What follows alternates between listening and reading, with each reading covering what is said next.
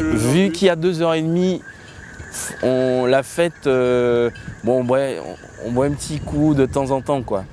Mais vu qu'on, ben après, si je prends le cas de la tournée des Zéniths, par exemple, on finit à 11h30.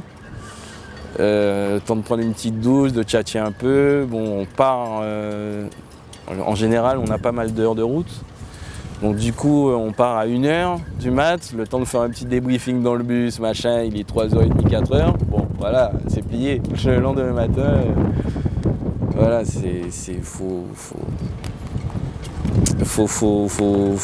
non, il n'y a pas vraiment de... Il n'y a pas vraiment de teuf.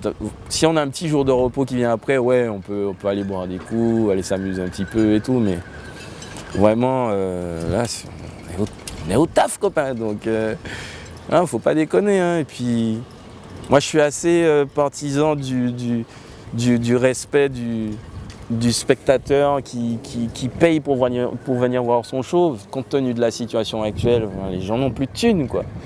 Donc si tu viens et que tu es fatigué et que tu peux pas assurer un show de 2h30, alors que le mec qui est en face, il a payé sa place, quoi. Et ça, on sait tous combien ça coûte une place de concert maintenant. Voilà, c'est un minimum, quoi. C'est un minimum. Moi, je peux pas me permettre d'arriver défoncer. Il y a des mecs qui gèrent très bien, hein, tant mieux pour eux. Mais moi, je peux pas. Moi, j'arrive à la quarantaine, bon, faut arrêter les conneries. Je fais ça quand t'as 20 ans.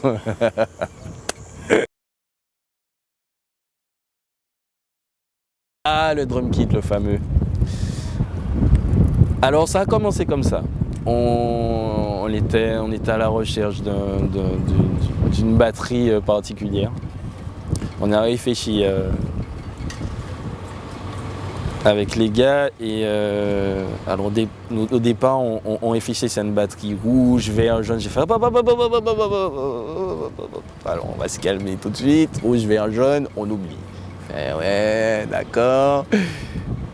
Donc après c'était une grosse caisse de 24. Oh non, pas 24, mon Dieu. Mais qui veut jouer de la 24? Personne. Mais en fait, moi j'étais habitué à jouer sur une grosse caisse de 20 et je voulais pas bouger, quoi. Et pour moi, l'important c'était d'avoir du gros son même avec une 20. Donc on s'est vu avec Baptiste de chez Fing Drum et donc on en a parlé un petit peu et puis Brad a trouvé l'idée de la batterie miroir. Il m'a sorti un truc sur internet, j'ai fait ah, ça c'est plus ma vibe, ça. Et en plus on s'est dit avec les lumières et tout ça va créer un truc assez démentiel. Donc ça a démarré comme ça et puis Baptiste est venu. Il a pris en compte les dimensions que je voulais. Et puis c'était plié, quoi. En moins de 2, il nous a fait ça, il a fait un super boulot. Moi je suis hyper content. Elle sonne d'enfer. Il a vu chaque étape de la fabrication de la batterie. Quand Baptiste venait à chaque fois dans le studio nous proposer quelque chose et nous dire bon voilà, Mathieu voulait pas avoir de pad apparent, donc du coup il a fallu qu'on habille les pads aussi de la même couleur que la batterie. Et je suis assez content. Moi la première fois que j'ai vu, j'ai fait waouh, mais c'est quoi cet engin, quoi. Et je suis hyper content. Je suis un peu déçu qu'elle ne nous suive pas à l'étranger quand on part.